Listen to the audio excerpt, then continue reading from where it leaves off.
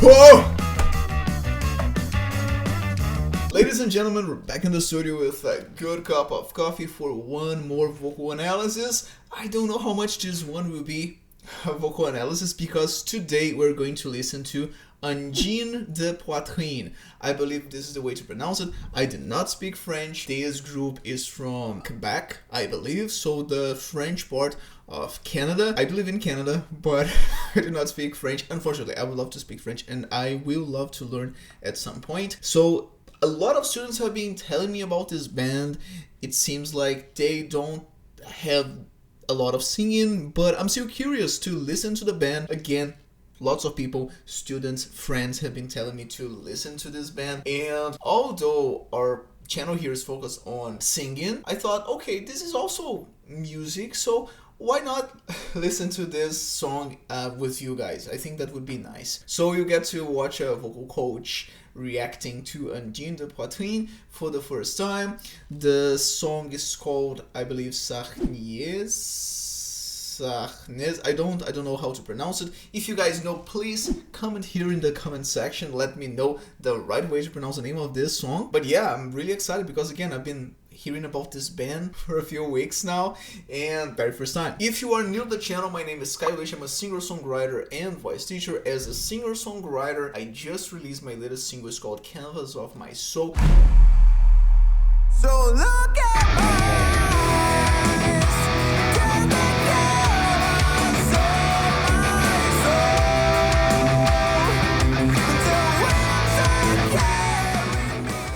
It would literally mean the world to me if you could give it a listen. That's the whole reason why I make music, why I write music, why I put music out. I want these songs to connect to people. And the way you help me do that is by listening to the song, adding it to your playlist so that it can reach more people, because you never know when you be like coming across a song that you pretty much talk about what you're living right now, and it will be the message that you feel like you needed to hear. And I've been on the other side of that, especially as a teenager. I had those songs that marked my life in a really deep way because that was exactly what I needed to hear at specific moments. And my biggest dream is for my own music to have the same meaning for people as well. So yeah, you help me do that whenever you listen to my music. I would love to get your feedback on my music as well, so let me know what you think. And as a vocal coach, my work here is based on laryngeal biomechanics and physiology, so what the muscles that we have inside our larynxes they do in order to achieve the sounds that we have in contemporary singing. That might be something that we'll do on this analysis here, depending on how much singing we have in the song. But yeah,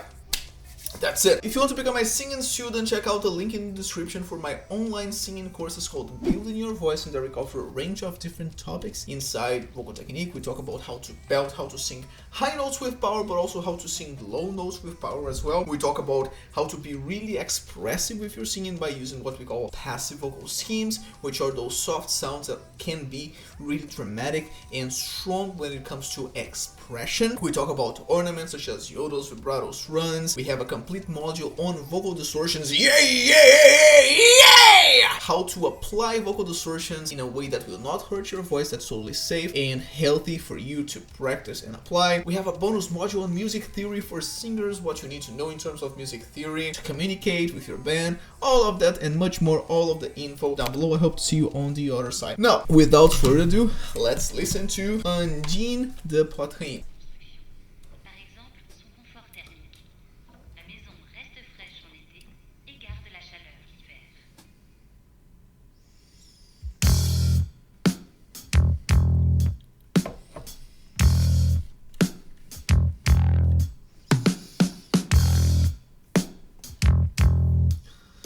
Nice costumes.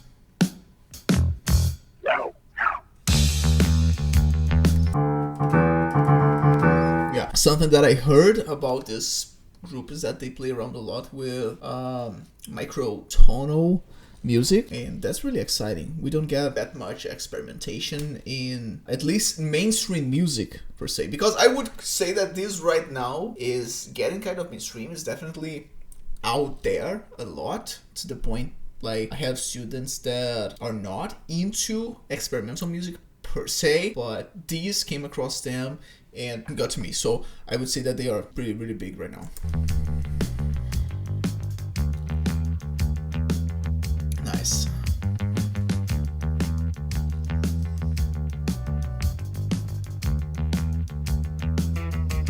Oh, love the looping.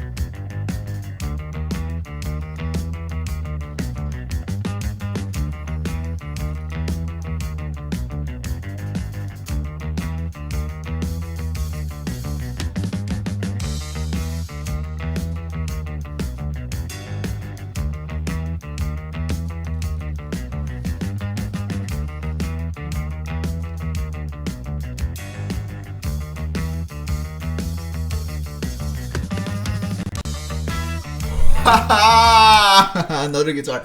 Now there's something that can be so challenging whenever you're doing live looping. I've been in a few situations that didn't happen as great. It requires a lot of practice and it requires a good control of tempo. Usually that will work really well if you have a drummer that's following a click, and chances are it would be harder to make it work timing wise, tempo wise, if you do not have a drummer with a click, because things might you need to like lock in. You need to play absolutely on time with what you played before, otherwise things will not work. And here pretty much what was happening was he was playing a bass line that sounded really cool. Like, to me, that alone could be a guitar riff, and he played that a few times, recorded on his loop station, and then played the guitar part on top of that, the guitar riff, and now he's playing yet another guitar part on top of what was played before. So that's like really cool. And again, because all of those tracks, they are being recorded live as they play, any mistake could be like terrible, because if he plays a note out of time there, every time that it will be repeated, it will be wrong again. So it takes a lot to be able to do a really solid and good work with looping, and I expect nothing less from these guys.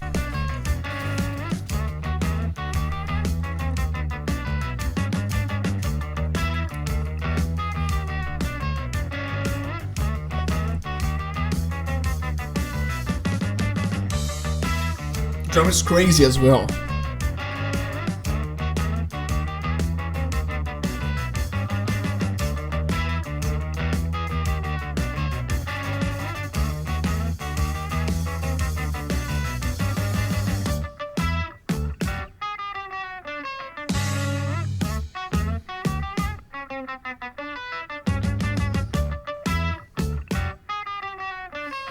Hey, when did he record that last part? Because now he's playing the bass, right?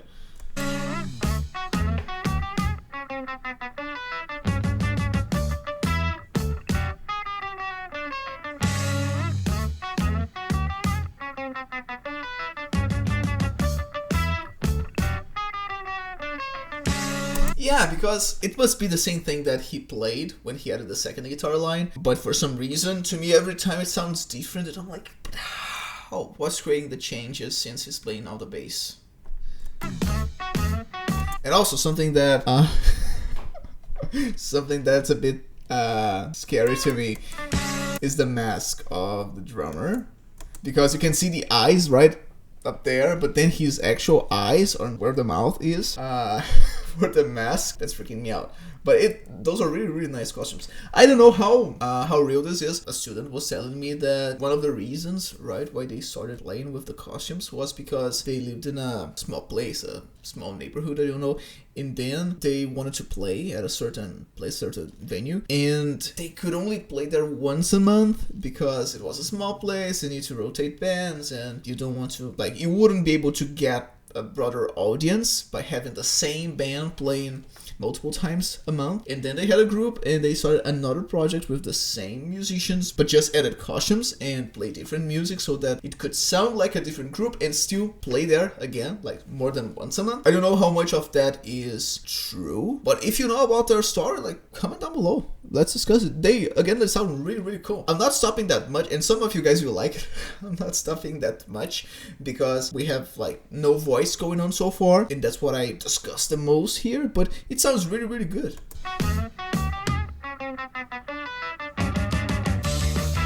Whoa!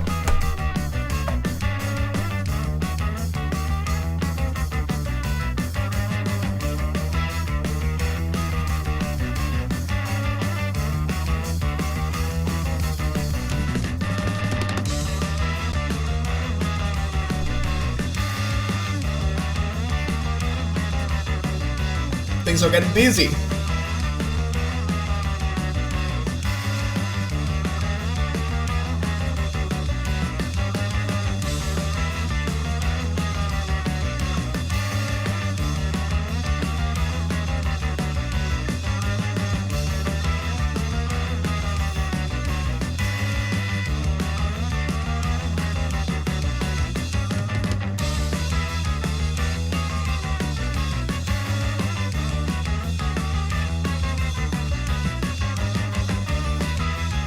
Yeah, no, definitely doesn't sound like traditional contemporary Western music, if you know what I mean. It doesn't sound as commercial. Like, listening to the melody, and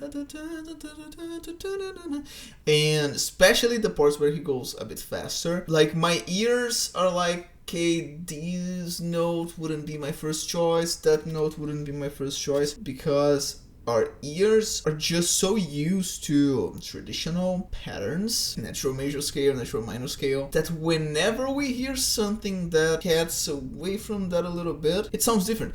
But what I want to point out here is that despite not being our commercial contemporary music in the way that we are so used to, it still sounds, I want to say, easy to digest. It's not the kind of music that you're like,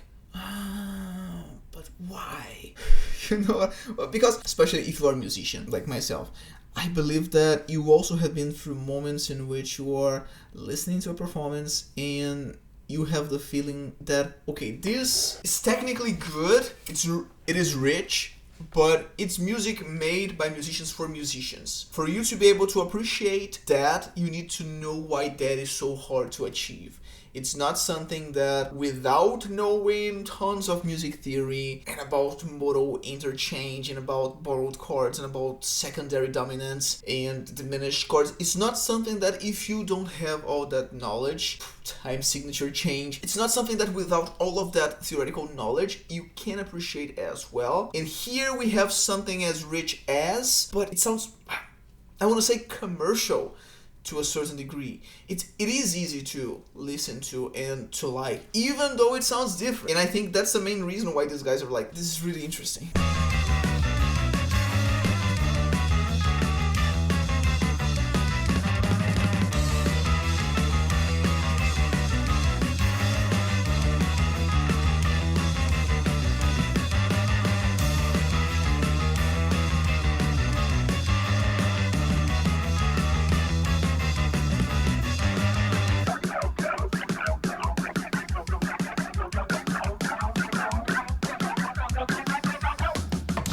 Okay, here is the guitarist singing. Who's singing? Or maybe that was pre-recorded. It sounds like a voice heavily distorted, but not like acoustically distorted. No, we're talking about some processing of the voice.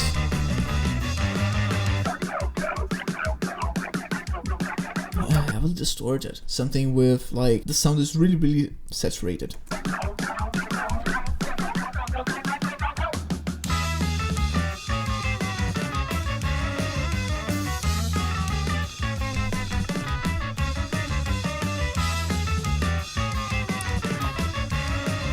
No, I don't know. And this is exactly now where my my thoughts are. Right at the beginning, I was like, okay, that guitar line sounds new to me, but it might be the previous one. It's just like sounds different because what's being played underneath it is different. Because I haven't seen the guitar player playing another line and they are live looping, right? Now that the voice part is coming in and we have that heavily processed sound, and they did that on purpose so that it doesn't sound as much as a voice, like the way that you hear a voice in everyday life. They changed it a lot, and I don't know if they are doing it live.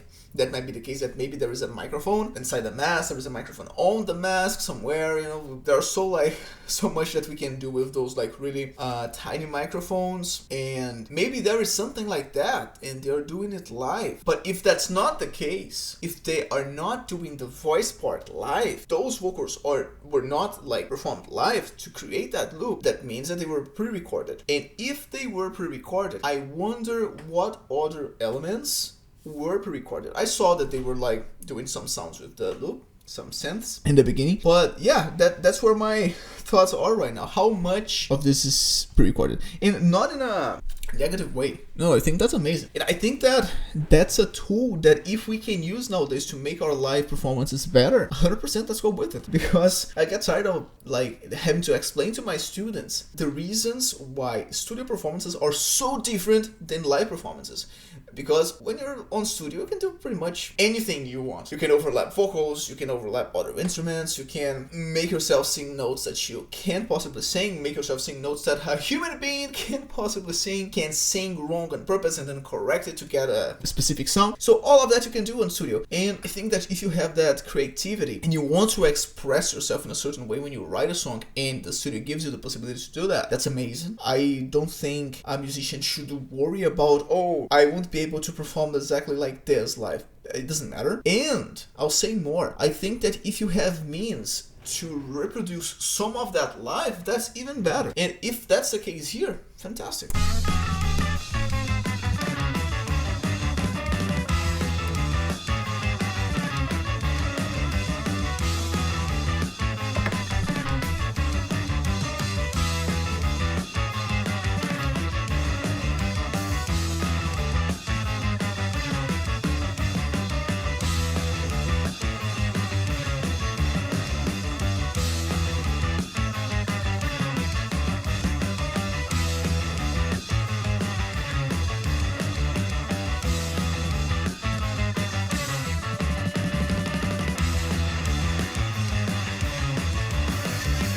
So busy.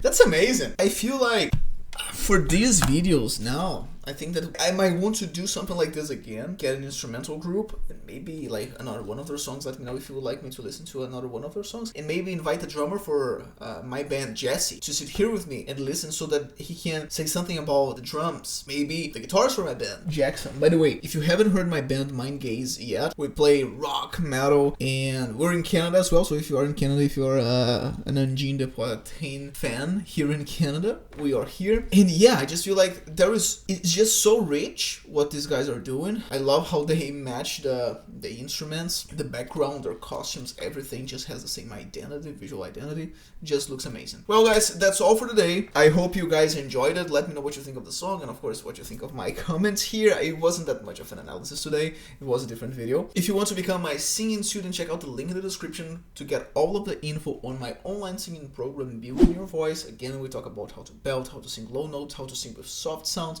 how to sing with vocal distortions, how to practice and apply ornaments such as yodas, vibratos, runs. We talk about music theory for singers. We have a complete vocal exercise library for you to practice each of the exercises that we talk about inside the course. All of that and much more. If you want to know everything that's offered inside Building Your Voice, click the link below and you get all of the info.